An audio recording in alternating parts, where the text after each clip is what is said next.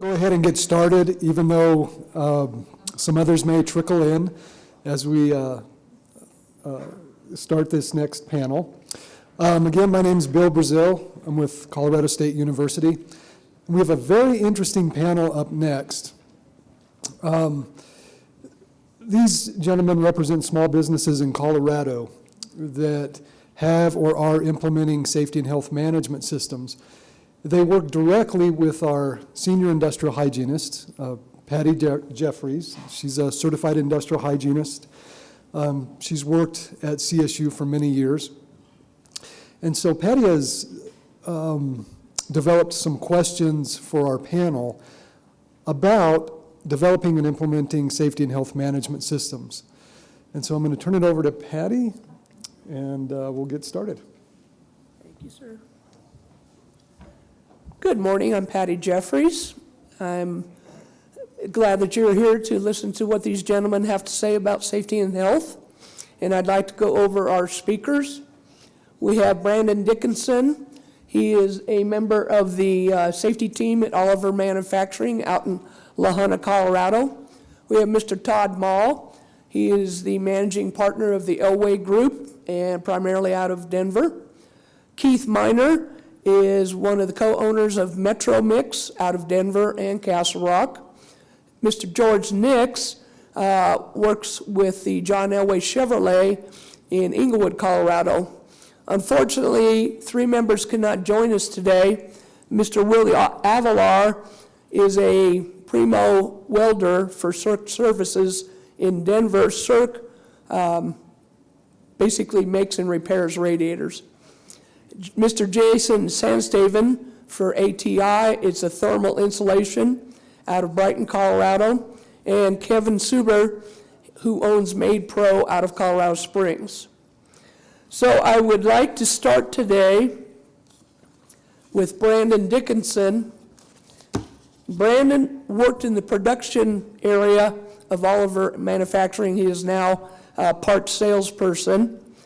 And what he's going to bring to us is he can explain what Oliver does. And also, they have a unique concept at Oliver. Instead of a safety committee, they have a safety team.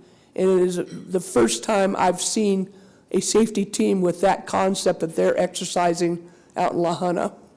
So, Brandon, if you would come on up and join us.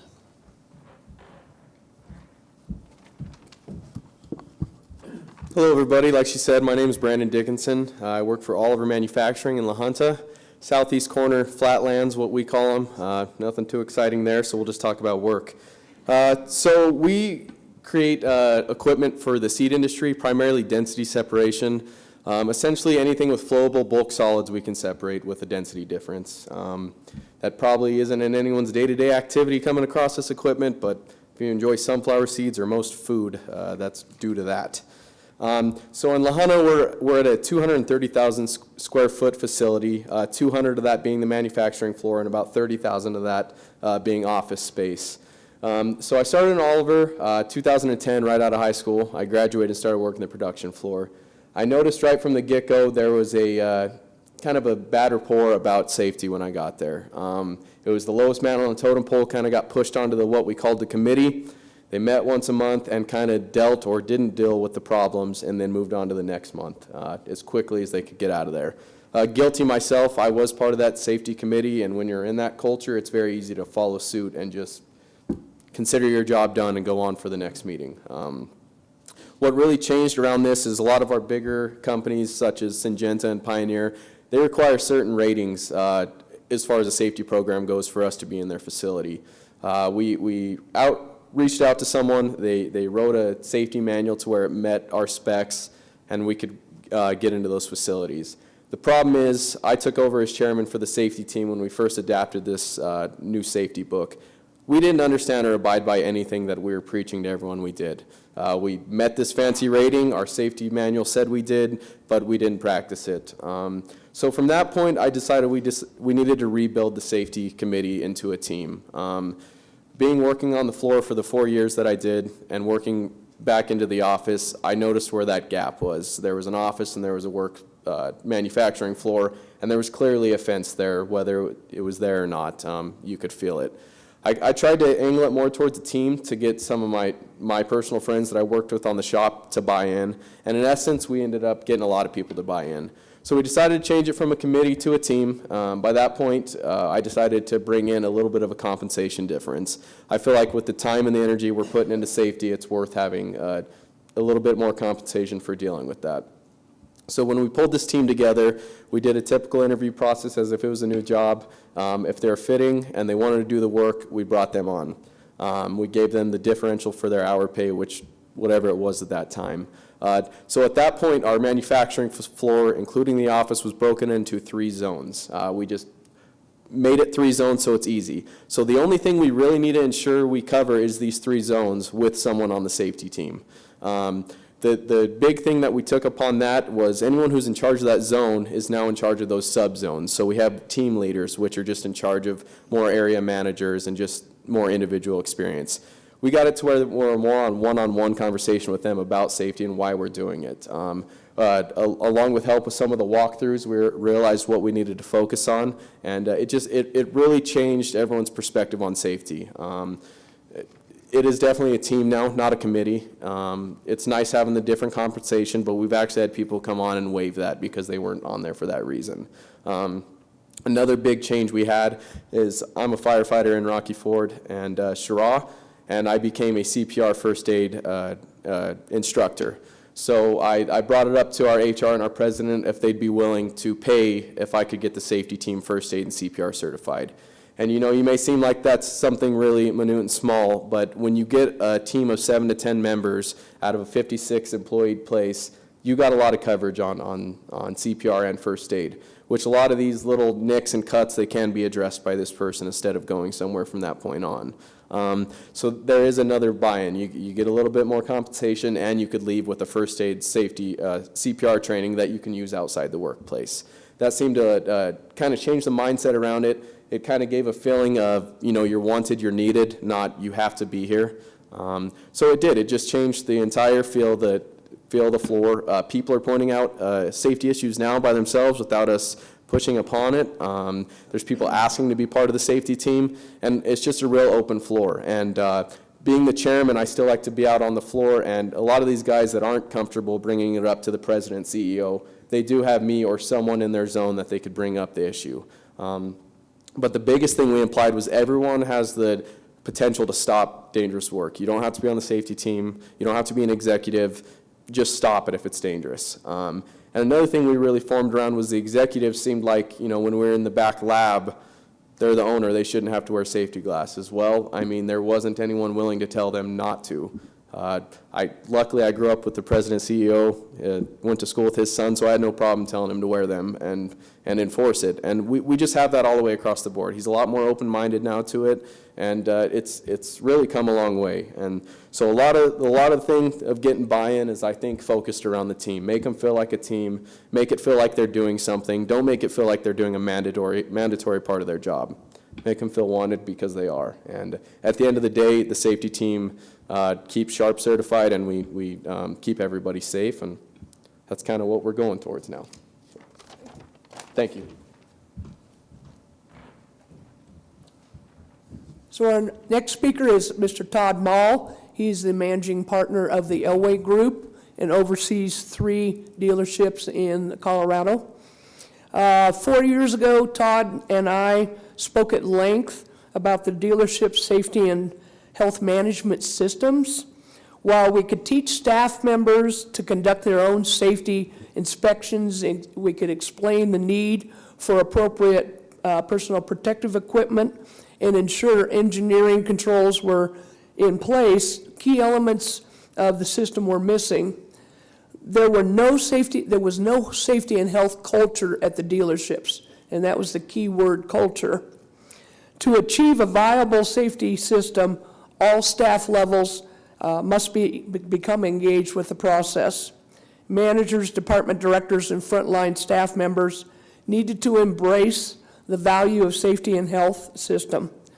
Todd recognized the need for such a culture, and he will share his rationale for prioritizing safety and health instituting accountability at all levels, and promoting a culture at the dealerships.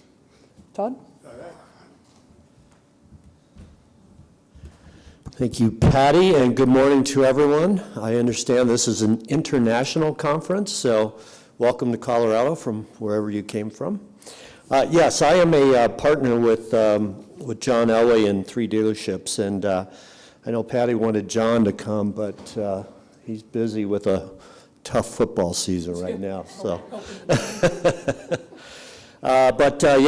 thrilled to be here, and I will share with you from a business owner standpoint. I look at safety from 2 different standpoints.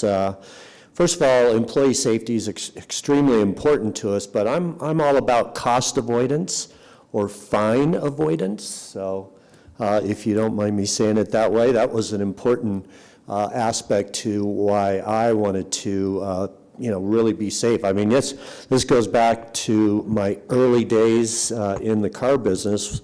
Back in 1980, 81, I remember OSHA, EPA was starting to make a lot of noise about inspecting dealerships, and there were different aspects. I mean, our business is very complex. You'll hear from George, my body shop director. We have service departments, we've got lifts, we've got power tools, we've got all kinds of things that can certainly cause a hazard, not to mention slips, trips, and falls. And I mean, there's just a number of things that we have exposure to. Probably not that much different than a lot of different businesses, but in our business, we've got 6 distinct departments, from new car, used car, parts departments, service department, body shop, finance, and then our business office as well. So from where the way I looked at it, I really wanted to make sure that our employees were safe, but I was complying with federal and state law. I ran into a guy early in my career back, I'd say probably 1990, who worked for a company called Safety Clean, and I was chatting with him about the issues we face as dealers. And he knew a lot about OSHA, EPA, because Safety Clean provided parts cleaning equipment, things like that in dealerships, as well as waste oil, hauling stuff off. And I said, man, if there was like an ex-OSHA or ex-EPA employee that would literally train dealers on how to make sure they comply, that would be incredible. And so Brian, being a guy that was more of an entrepreneur, decided to start a company that would in fact do that. And Brian got us to a certain level, and I think Patty referred to a little bit ago, that we knew what was out there as far as our hazards, but it wasn't exactly a culture. In fact, it was more of Brian just going around making sure things looked good. And certainly we did a lot of things more than that, but really we didn't have that culture that Patty talked about. So with Brian and our team, we muddled through this for, the last we met in 14. So I want to say probably 20 plus years, and fortunately we did an okay job, but we really, my DNA, my partner's DNA, we want to be the best of the best. So how we hooked up with Sharp was we had an employee that came from another dealership, like I said, 4 years ago, and she had talked to the Sharp program. She was in Fort Collins, which is where CSU is, where Patty's based, and kind of shared with us that, hey, there is a program that CSU has that you could have them come into your store and do an inspection. I'm like, well, time out. I don't want an inspection going on. Are they going to fine me? And so come to find out, this program is a great program, because what it does is it puts you in a situation that if you can demonstrate that you have the culture, all the safety aspects of what OSHA and all the different regulations that we're exposed to, you will make yourself so that you can't get a OSHA inspection and get fined. So I really like that part of it. And so what we did is we embraced this concept with the one store. We started with our dealership up in Greeley, and then we went to our Chevrolet store and then our Cadillac store. And I'm proud to say that we are Sharp certified in all 3 stores. We are, from my understanding from Patty, who has been just a great partner in this, that we are the number 2, 3, and 4 automotive dealerships to be Sharp certified in the United States, which is, I think that's quite a compliment. So we're very excited about that. A lot of things that we do around safety, we have a safety committee too that meets once a month with Brian, our safety manager, department heads, and then we have key people in each of our departments that come to those meetings. And that's really what helps the culture. We do a lot of things. As far as I'm concerned, safety is number one thing for our employees. So one of the things we did is we had the north side of one of our buildings didn't get a lot of sun in the wintertime. We have ice, so there's a lot of foot traffic. We took the concrete out and put in heated concrete, like a heated driveway or something like that.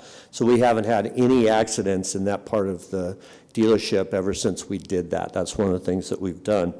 Another example, our service department technicians are always watching out for key issues within the store that could cause us a safety issue, like grates. They take it upon themselves. We see a lot of our employees really take the initiative to make sure our stores are safe, such as janitors mopping the floor.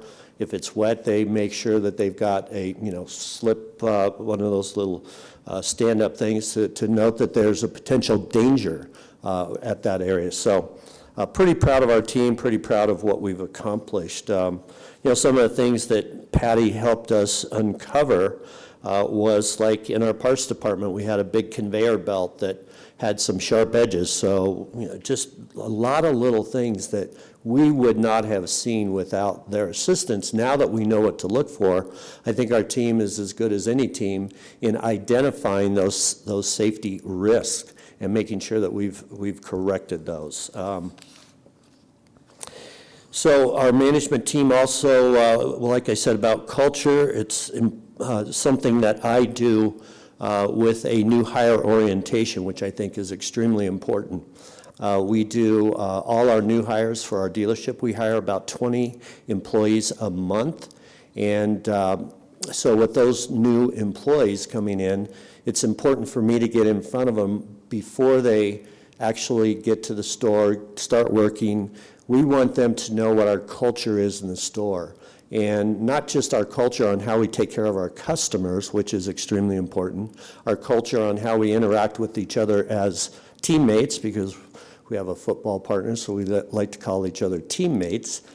So we do a new hire orientation. So we talk about how our culture is going to be in the store, what our mission statement is, but we also kind of sneak in some videos that are for slips, trips, and falls, global hazard communication, whatever that thing is. In fact, I've got my partner John on video saying, hope you enjoyed that global hazard, whatever that tape was. We kind of make it fun too. So, but we introduce our employees to our culture early and often. And I would say that's probably the most important part of our success, along with our partnership with Patty and Sharp. So that's my talk. I appreciate your time.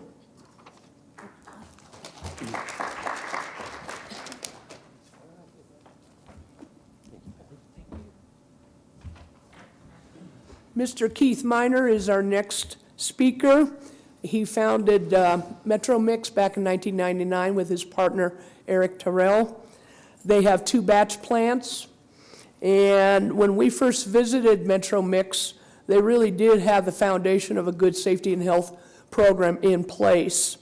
And we were quite impressed with everything they were doing, but Keith and Eric don't accept status quo as the norm. And so Keith is going to describe what is very unique that they have created for employee training, because most of the hazards with ready mix would be your drivers, your trucks in traffic and construction sites. So what he's going to show you are all of the things that they've either implemented or created themselves, but the training is some of the most unique hands-on training you'll ever see. Let me get me out of there. Yeah, I don't know where. Well, thank you for the introduction, Patty.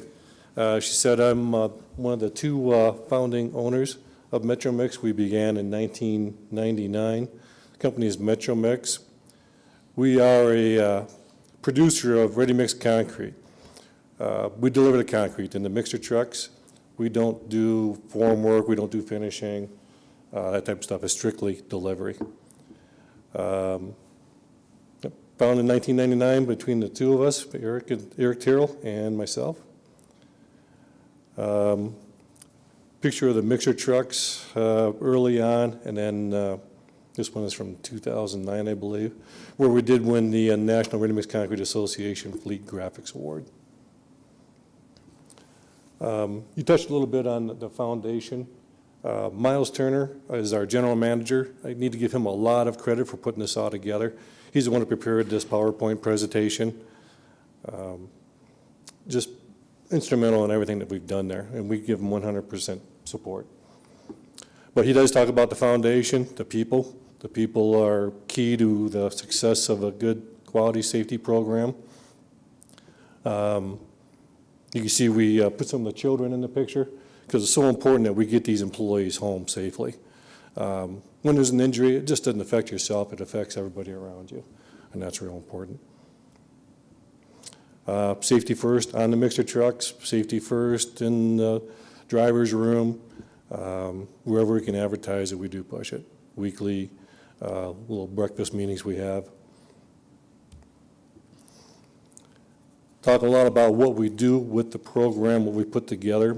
Miles Turner developed probably 80-something different forms that we fill out when we hire a new driver, forms that we use for truck inspections, forms that we use for accident investigations.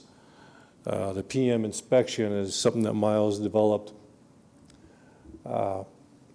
He certifies the mechanic, not just a certified mechanic, he certifies the mechanic so he can go around and do a proper safety maintenance review of the truck at 300 hours. A lot of those things are safety oriented. Anytime you have a truck out on the road, there's a breakdown, that's a safety concern. Yeah, on their tires, brakes, oil leaks, oil levels, rust around bolts. Anytime you see any kind of rust or a crack, that means there could be something that's going to break on the truck. These trucks are off-road as much as they're on-road. So there's a lot of twisting of the frame and such where you do got to keep real good maintenance of the trucks.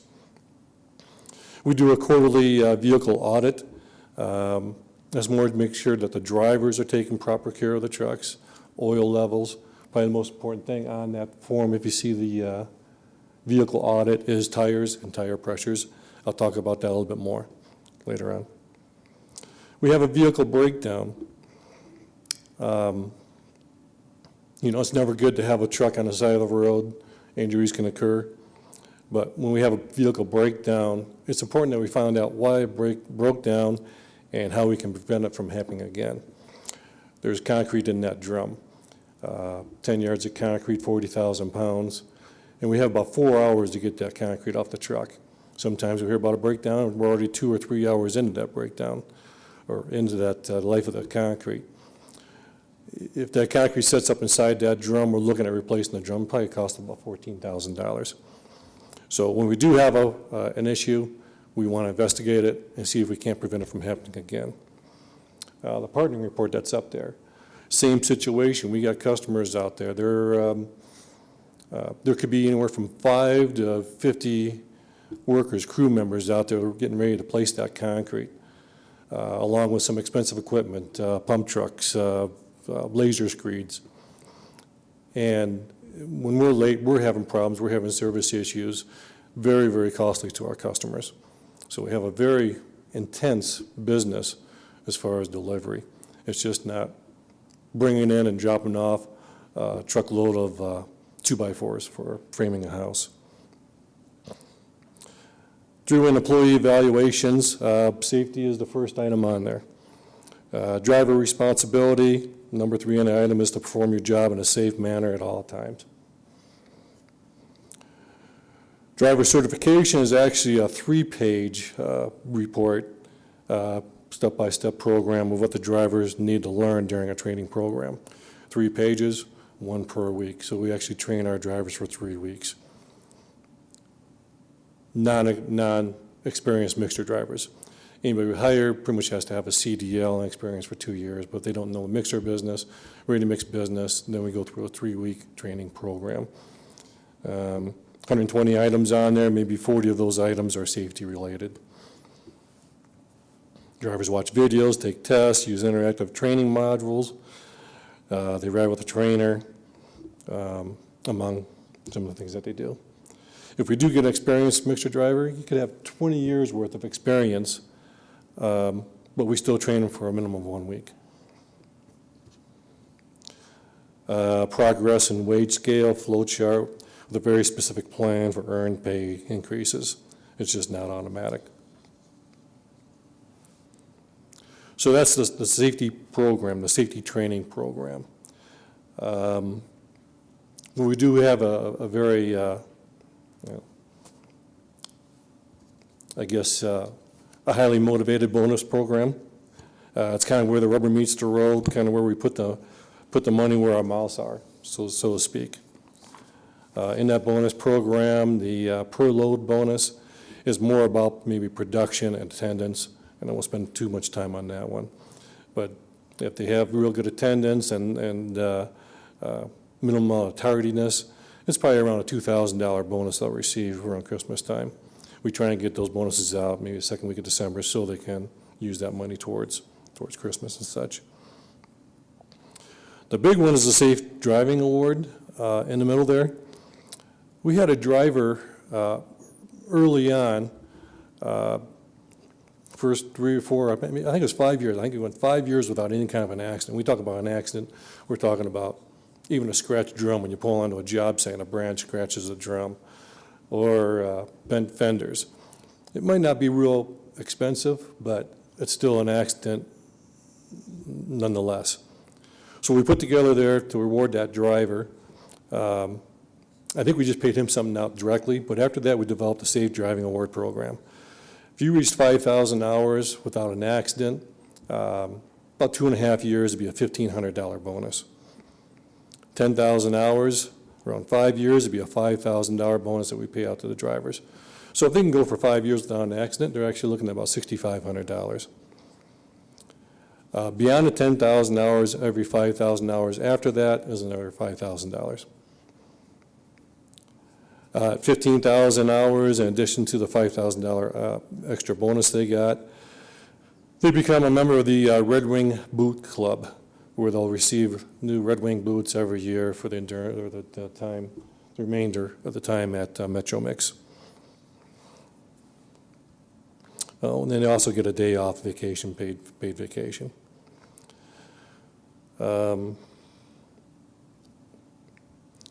So far, since the implementation in 2005, we got 42 drivers that reached 5,000 hours, 16 drivers that reached 10,000 hours, and 2 drivers that made it all the way to 15,000 hours. The next one up on the screen is the on-job safety program. This is more of a team effort. This is $25 per production employee per month. It's all pooled together, so 25 times 30 drivers or 35 production employees, because we include yard personnel and loader operators and such. That money goes into a pool that gets paid out at the end of the year.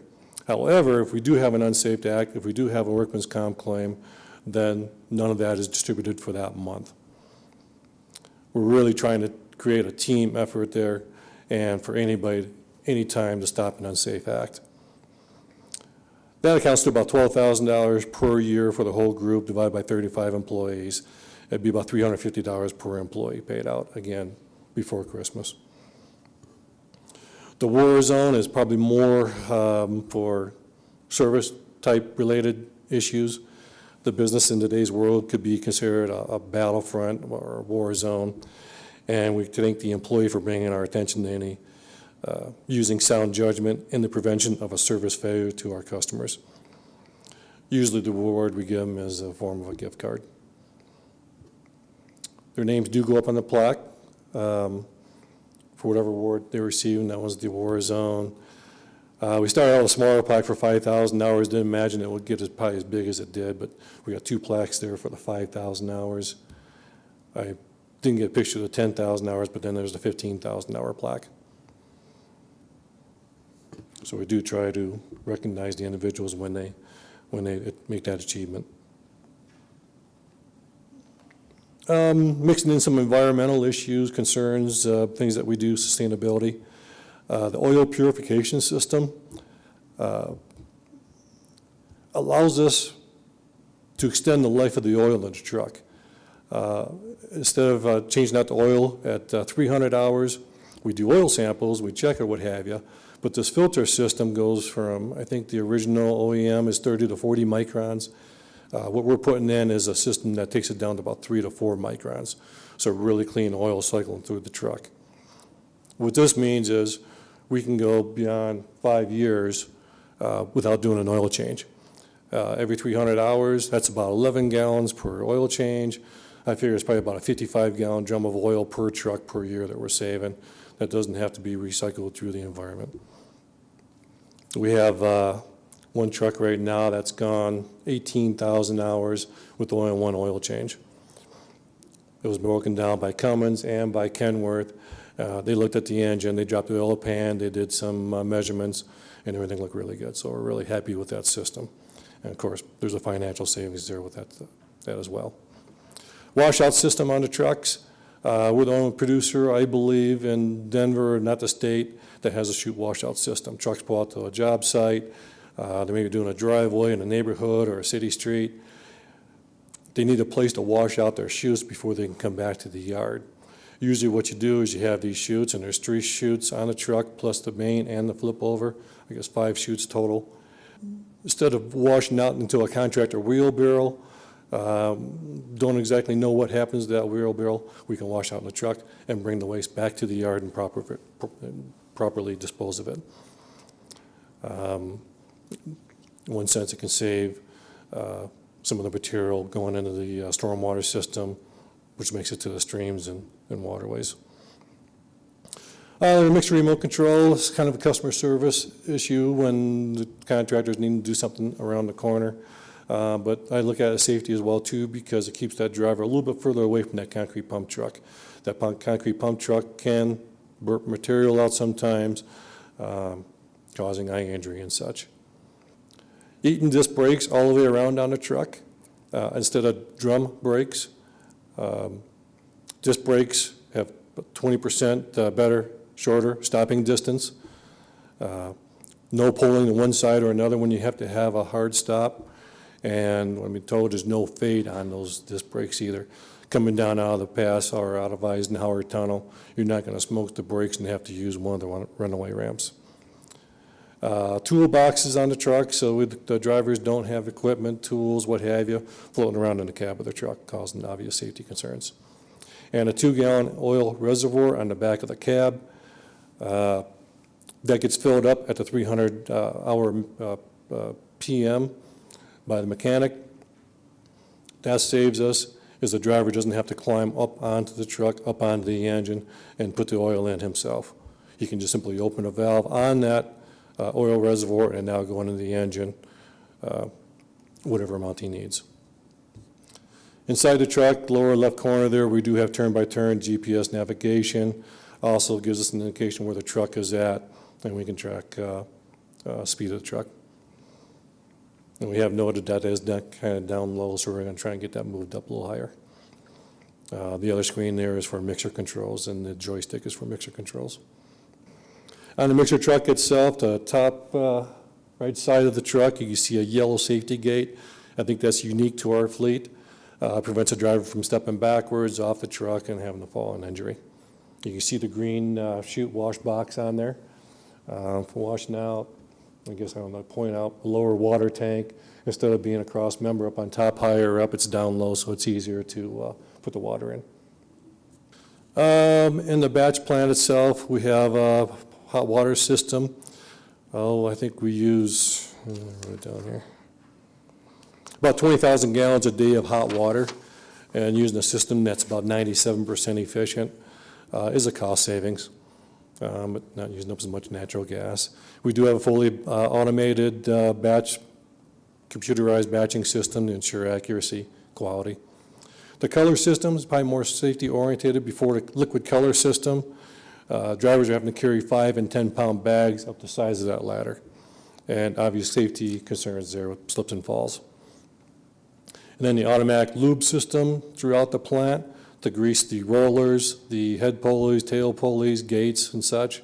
We can do that from one central location that's down on the floor, and they're not having to climb around the plant in unsafe situations again.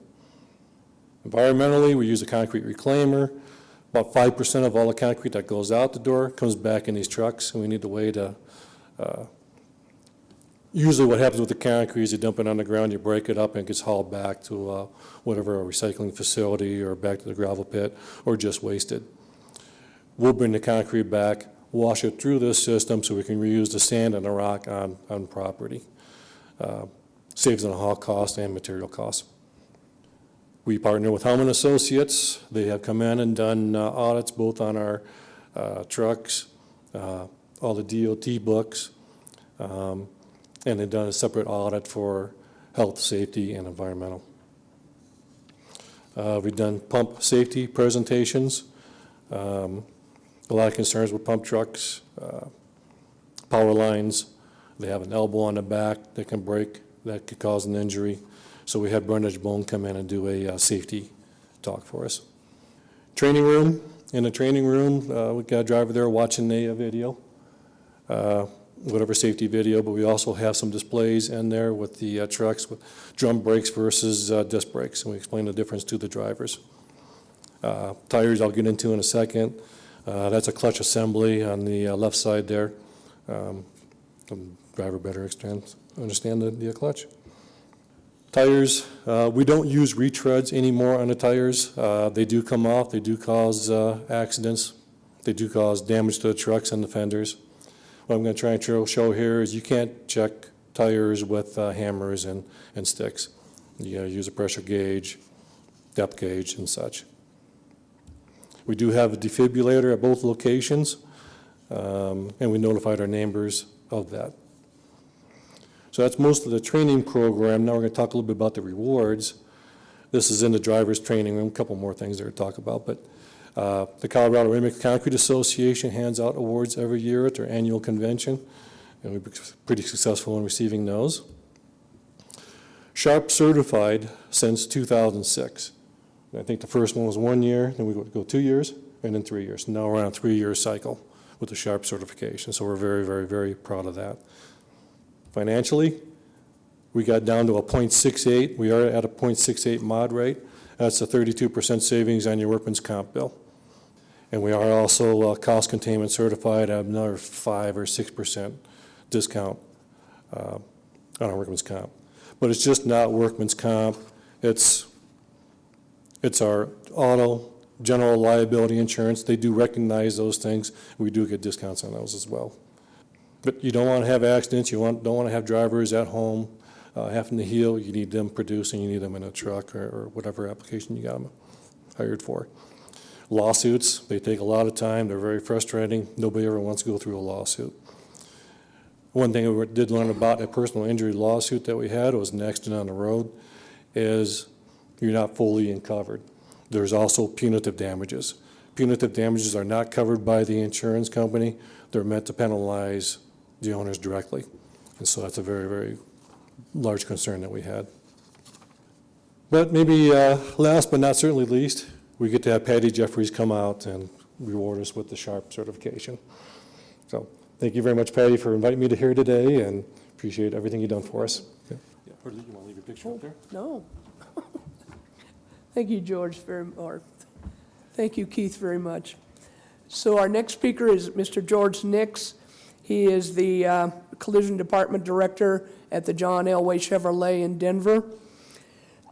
George is very diligent about his obligation to maintain a safe work environment for his staff. When we first went out and conducted an audit, we identified numerous serious health and safety hazards throughout the facility.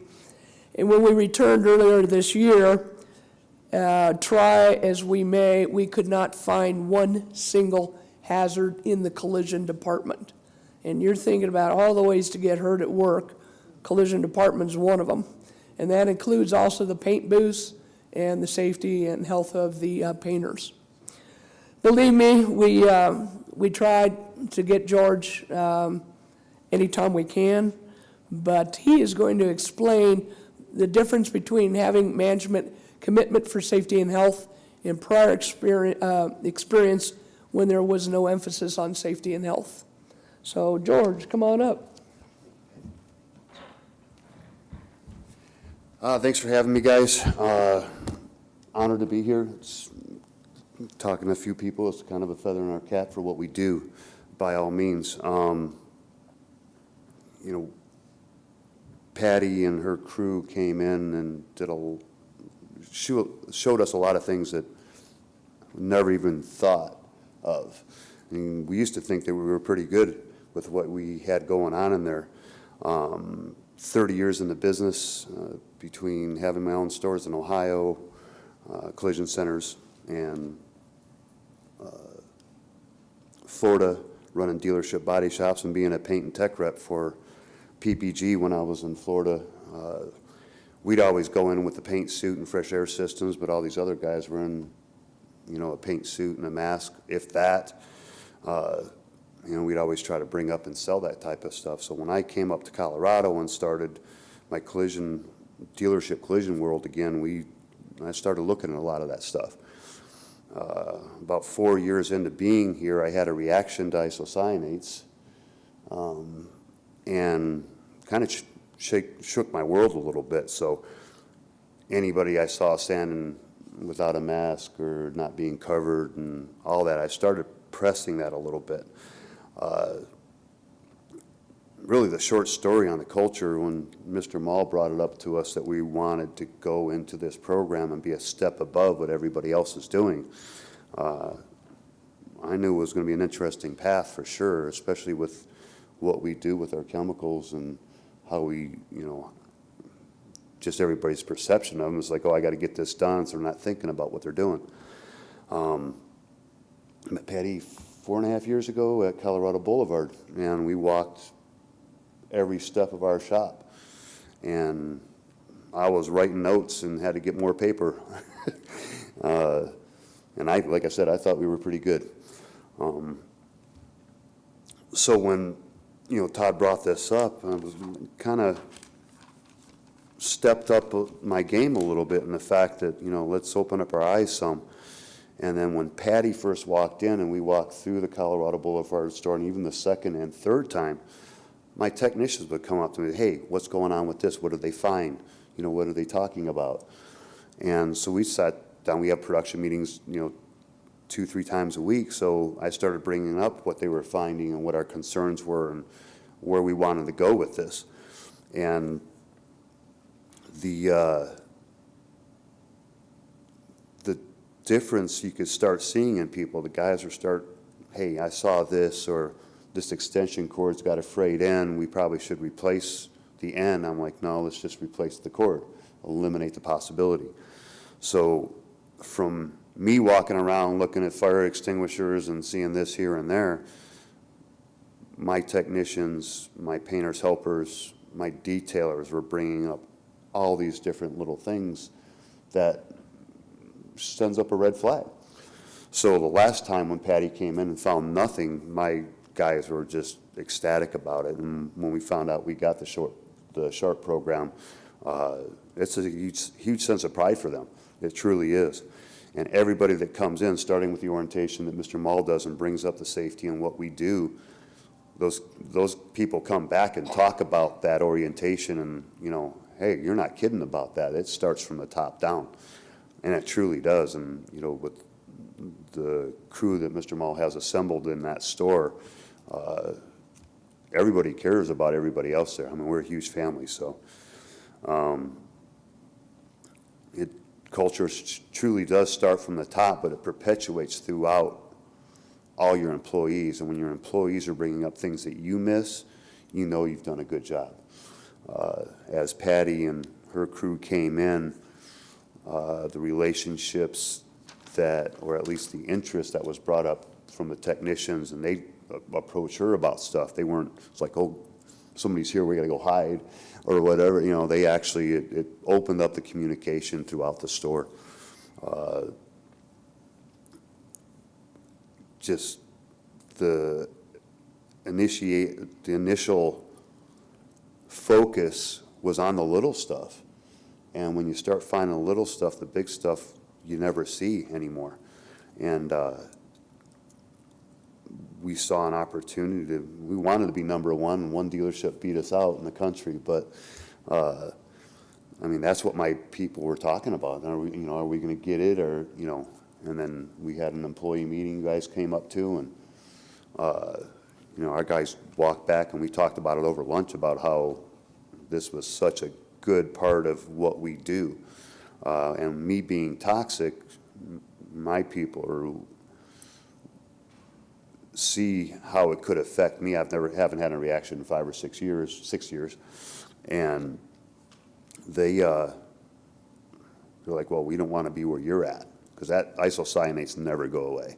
And it's not fun when you got 70% oxygen level in your system when you're going to the hospital. So, and that's because I didn't follow proper procedures. I paint 7, 8, 9 cars a night, owning my own shops with a mask and a t-shirt and a pair of shorts. Just went at it.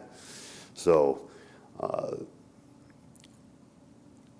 we have come full circle for sure. And to say it is culture, but it's kind of a way. It's our way of life now. It's not a, oh God, we got to deal with this. And they look forward to you coming in, Sergio. I mean, she's in there testing booths, and we actually found a couple different tools that, between our conversations, that we found to check airflow. We check it weekly. If the airflow isn't going around the car properly, it's not taking the chemicals out of the booth or the overspray out of the booth. So filter programs, floor filters we do ourselves, our helpers do that. With the waterborne paints, they don't dissipate anymore. So they actually clog the filters twice as fast, and we found that out. It creates more dirt on the cars, and a lot of little things that we never even would even consider before this program is now a way of life. And as a manager and working for the people I work for, I mean, we want to be number one. We want to be a step above everybody else and be a little bit different. And in this world right now, with the lack of technicians, that culture helps get quality people into our store. There's guys that have stayed around that probably get more money, but because of what we do and the way we handle our store, they stay. So yeah, it's a great thing. I'm extremely happy with everything that it makes, and it makes for a safe world for us. It really does. So thank you, and I appreciate everything that you guys have done for us, for sure.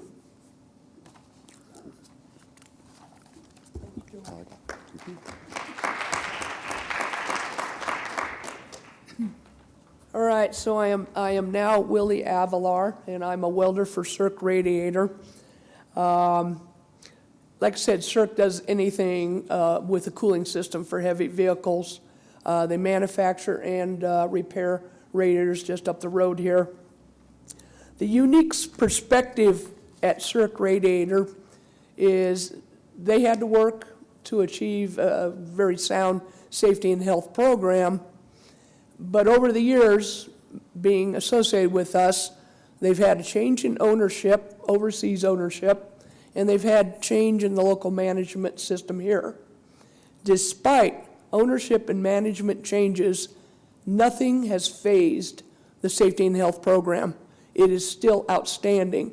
So what Willie wanted to speak to you about was at CERC, Safety and Health is owned and managed by the frontline employees, the ones closest to the hazards. And they are very good. They have very little employee turnover at CERC, which helps. But when a new hire comes in, the veteran employees basically oversee that employee, will reprimand them if they did something wrong work-wise or safety-wise. They keep emphasizing safety, and they really do have a family in the two shops at CERC, regardless of what's going on with management. They own it, and they're proud of it.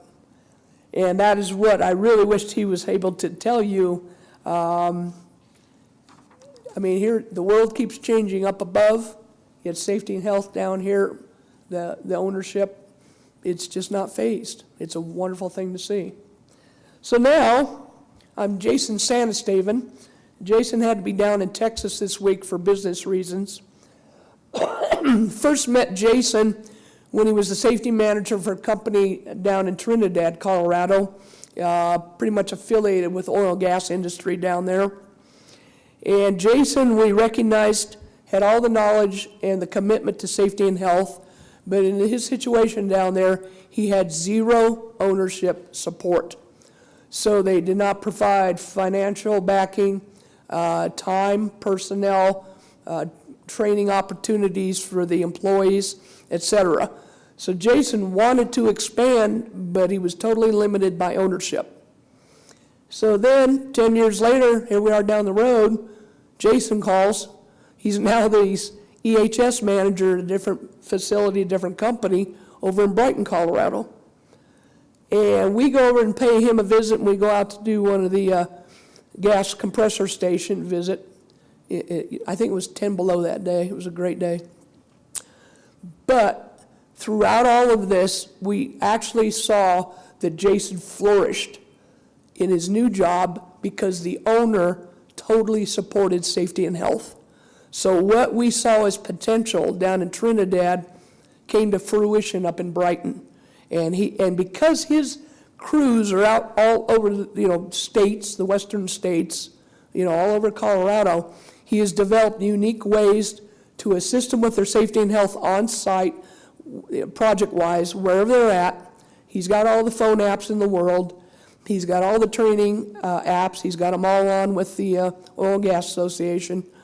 But it was really nice to see that the guy we saw down there came to life finally up here with the guy, with the support of ownership. That was a big deal.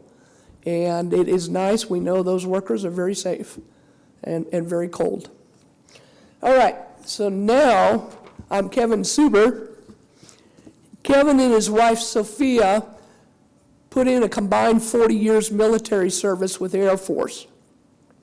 So they retired from the Air Force and they want to go into business themselves. And they are now the owners of the Made Pro cleaning services down in the whole metro area of Colorado Springs and outlying communities. What is amazing here is, yes, they're a franchisee. Yes, they had corporate support for building the business side, but they didn't know anything else about business outside of that. Kevin is amazing because what they both said they learned with the Air Force was there's always a resource that you can tap into. And Kevin went about that when we were up there doing a visit and we talked about workplace violence. Just because his staff were going everywhere, businesses, residences, all conditions, it was like, Kevin, we got to come up with something better to provide them a safe a work environment wherever that work environment was. Being Kevin, he contacted FEMA. He contacted, Homeland Security, OSHA, and the Colorado Springs Police Department. And he got good advice and good information from all the sources and developed this outstanding emergency action plan for his staff wherever they are, to the point that he presented it to the corporate headquarters, who were impressed with what he had developed enough to put it out to all franchise owners throughout the country, and basically told them, contact your local folks, contact the consultation, go ahead and contact compliance. It's okay, because what he developed down the Springs was that good. So not only did Kevin protect his employees, he protected countless others, anonymous employees across the entire country, which just thoroughly impressed me with the vigor that he attacked it with. So I wish he was here to tell you that story, but I'll bring on him a little. All right, so at this point, if you have any questions of our panelists today, please ask them. I think they'll respond to you if you ask nicely, and if they actually know the answer. Anybody, any questions? Hello. Thank you for the presentations. They were very outstanding. Two questions. One is, you are clearly leading the pack in your industry in terms of safety. What do you think it would take for other businesses in your industry to follow what you're doing? What's missing? Why did it click for you but not for others? And the second one is, you're all very proud of what you're doing in terms of safety, but I checked some of the websites of, I think, Oliver Manufacturing and the John Helway, and you never mention it there. And I thought you could, but that's, I mean, you're business people too, that has some market value that you can advertise to your customers. And also, you don't mention it even in your career section. Well, I mean, if I'm looking for a job there, then that's something you could put there. That's something that I was thinking in the previous session when there was the lady talking about the dairy farming, and I checked her website, and she has the graph about how the number of injuries decreased at their facilities in the last 3 years. And I was thinking that we go and buy eggs, and we read that it's cage-free chicken, but we learn nothing about the employees at these places. And likewise, this has some market value. You spend time on it, I think you should maybe get some money off of it. And that's what would be one way to convince also other people in the industry. Maybe you don't want to do that because you have an advantage, but I just wanted to throw it out there. So great questions. I love your questions, frankly. The second one I'm going to take first, because when I get out of here, I'm going to go fire my marketing person who I've told to make sure that the Sharp logo is on our website. And, well, I'll double check, but it's an excellent observation. And she, Patty's given us permission to, I mean, we were all about that. I mean, that's something that we definitely want to be loud and proud about, is that we are Sharp certified. We have the plaques hanging in our dealerships prominently. And, we did a big presentation in our all-team meeting, which we do once a month for our employees. We barbecue hamburgers or bring in pizza, whatever. I mean, we do a nice job of team approach culture. So I'll get with Debbie. Debbie's my marketing strategist. She's got, I'm sure she'll find it right away, but if not, it'll be there. So you double check in a day or so. The first question is why don't others in the auto industry do it? I think it's two problems. First off, they don't know about it. That's one thing that, I mean, we didn't even know that this existed until just by chance we had an employee that started at one of our dealerships that was exposed to it at another store who, quite frankly, has never taken it to the finish line. So the other reason that other dealerships and our competitors or just around the country is it's hard. It's not easy to do. You have to be committed to it. And like George said, my partner here, we believe in this from the top down. I mean, certainly from my standpoint, I've always been ahead of the curve when it comes to health and safety. And I said it earlier in my speech that two reasons. A, I just don't ever want to get fined. And so if I can avoid that fine, And I want my employees to be safe. I mean, I certainly think that's the most important reason, but it's hard, and you have to be committed to it, and it does take time away from doing other things, but it's an important thing to do, so. Does that answer it? For your, yep.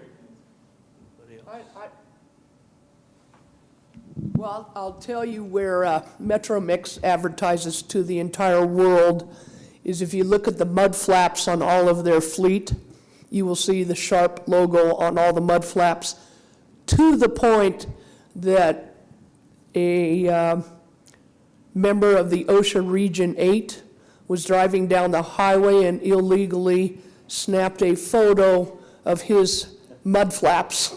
And then, of course, we gave her grief for doing what she did. But it was one of those things like, oh my God, that's Sharp. You know, that's a Sharp truck. So it's out there on the streets every day, that insignia, plus the employees wear it also. Is that why I had to be here today? What, yeah? OSHA said. We do have another company out on the Eastern Plains, hauling sand and gravel, and they've been a Sharp company also for at least a decade. That industry is well aware of the consultation and the Sharp process. A lot of them contacted us, and none of them could meet the standards. They didn't have that full commitment to actually elevating their safety and health. They thought it was a rubber stamp and all they had to do was correct hazards that we identified and they'd be good to go. When they realized what it entailed, they actually backed off. Now, when Elway was certified in Sharp, God knows how many automotive dealers in Colorado contacted us. They also were under the impression it was a rubber stamp. Some of them were too large for the process, for the Sharp status. They would actually have to go to the OSHA VPP program. So that eliminated quite a few. However, yesterday, I got a call from the Honda dealership that wants to know all about the Sharp program. So they'll pursue it. So industry-wise, the concrete industry is well aware of what's going on and whether or not, at least on the delivery side, they want to follow up and do right. We've seen them all. We've been to every one of them, but none of them decided to go the next step. Their rationale, their business decision, we can't force them to do it. But we also told them that we would not lower the benchmark just to get them in, because we're awful proud of these elite companies, so we're not going to wash their recognition, their status, by lowering the bar for somebody else. And that does irk a lot of people. But it's like, no, sorry. You earn it or you don't get it, period. That's all there is. Any other questions? First of all, go Broncos. Yeah. Those darn Chargers.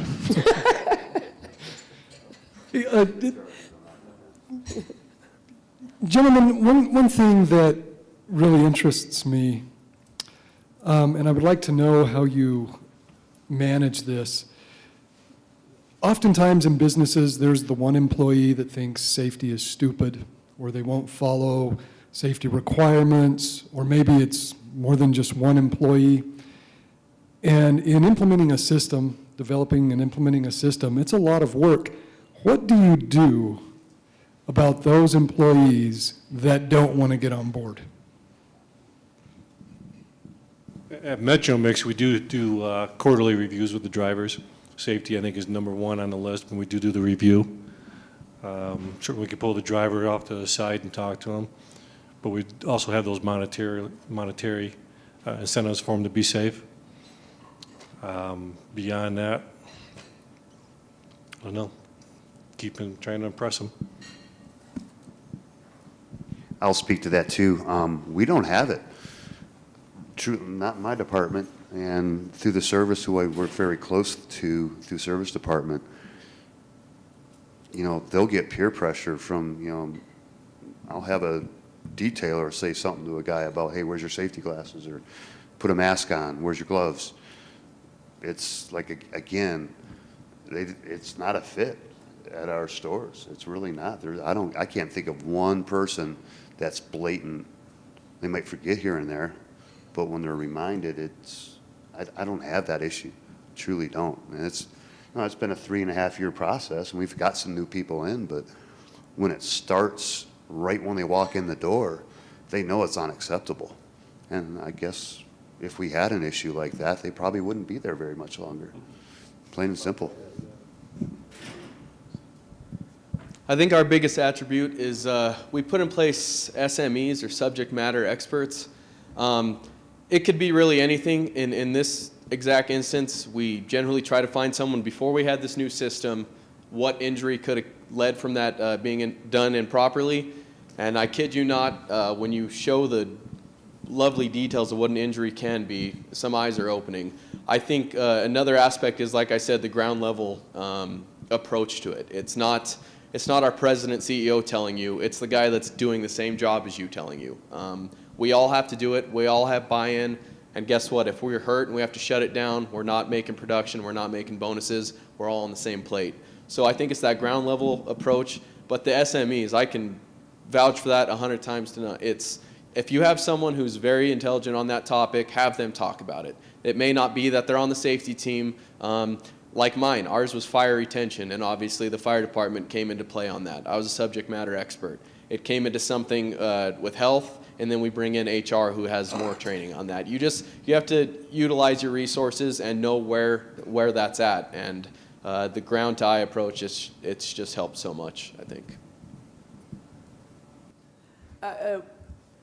When you go into these companies the first time and everybody's thinking you're OSHA compliance and you're really not, and we try to get them to loosen up to that fact.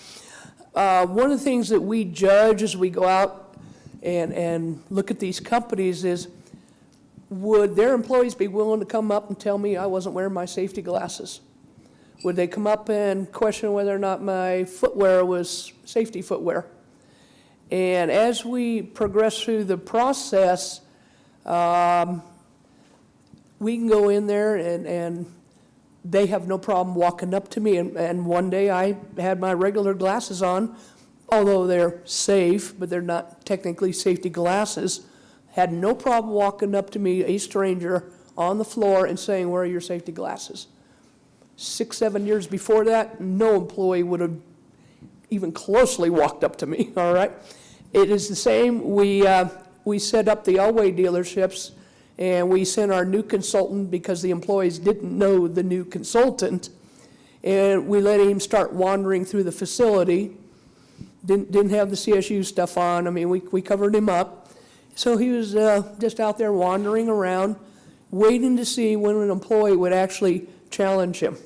What are you doing? Where are your safety glasses? Who are you? And we thought they'd get all the way through the backside of the building without being stopped. And every dealership, some employees stepped up and said, "Safety glasses, shoes, and who are you?" So that is that ingrained at the lower level that we see, and that the questions that we get, well, we don't get questions on our first visit because nobody knows who we are and what we're doing, and why talk to a stranger anyway. By the time we get done with the process, 5, 6, 7 years down the road, they're coming up and telling us what they're doing, what they've identified, what they've corrected. Now we're the receivers when we go out.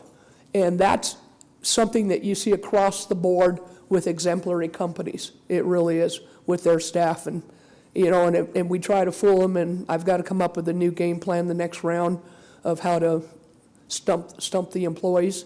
But it is just a wonderful process to see. And since we only come in for a snapshot every so often, it's probably more obvious to us what has transpired over years or months. So we appreciate that, and we see the culture developing that way. Questions? Hi, thank you. Oh, sorry. Hi, I'm Alicia. I'm from University of Oklahoma, and thank you so much for carving out time of your busy schedules to be here and share your experiences. It's been really inspirational to hear about. So one of the things that we're here to talk about in this conference is thinking about how we can integrate the safety things that you guys are already doing so well, but also help to bring health promotion more widely, health promotion programs that oftentimes, blue collar workers, service workers aren't getting, the folks in Silicon Valley, the office workers, the big corporations are getting.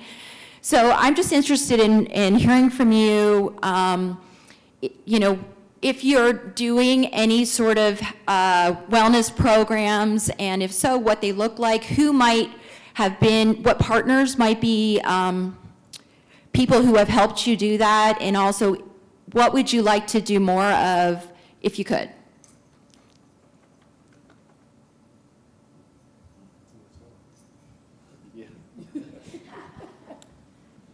As far as a wellness program, I know with our health insurance, we've had some incentives to help people stop smoking, better diet programs, and there was an incentive if they did that. I think it was $25 per month for each program they attended, smoking, diet, and there was one other one I can't think of right now. Yeah, we've done that with our health insurance. So I'll just take a little different cut at this. And I think maybe I heard you say something about how do you spread this, the word, or how do you get this to go to other, in our case, other dealerships. And so I'm on the board of our Colorado Auto Dealer Association. And I was talking to one of our staff members at the association this morning. Told her I was coming down here, and so she loved the idea, and she said, wow, that's great. I wonder why more dealers don't know about it. And so she's going to put it in our monthly newsletter coming up next month. So. Yeah, same with us. The insurance has been a big attribute. They gave out pedometers. If you get X amount of steps, you reach certain goals. We do that. We did lengthen each of our breaks by 5 minutes. The real goal of that was honestly to get everyone to our fancy new building instead of out in their usual smoke areas. But honestly, you see people walking around the building now. You see them using that extra time to actually get out. So it's not the end of the world. I'm not a business owner. I don't know this, but I don't think it's that big of a deal to extend something a little bit longer and just, explain to them what that time's for. They may or may not abuse it. Just, you're hopefully a grown adult and can listen to instructions by that point. But that's really it. Just getting them out and being part of it too. Go out there with them. I think that's a lot of how we handle it. Okay, so Oliver's neighbor out there in La Junta, literally, they share the property line with each other, another sharp company. What they developed for their employees was they had to walk from La Junta to the top of Pikes Peak. All right, it's bad enough to drive that. But what they had was the map from La Junta, Pikes Peak, and they had a dirt track between you two, and so however many laps would equal 1 mile. And they would walk themselves with push pins to the top of Pikes Peak. All right, and then they got a reward for getting there. So that was another promotion that, they could go out on lunch hour and do it. It wasn't a ped counting thing. They watched them, and so they knew how many miles to walk to get to Pikes Peak. And I thought that was just a very innovative program for the employees. So there's another one for you. And in between the two businesses, like she said, there's kind of a walkway path. It's what we would consider wooded down there. So kind of an unspoken thing when you come around to deer season this time. A lot of us archers, we go out back to those trees and we shoot our bow. I get, weapon-free premises. We're driving off to do this. But you do notice different people that you would not expect getting out and moving just because of having that area. A lot of it is space. I went through some corporate places this last week on business trips, and they had full-blown gyms in their facility that aren't getting used because it's not implemented correctly. So it's not all resources. It's how you give it to them and how you can present it and uphold it as well. So. Any other questions?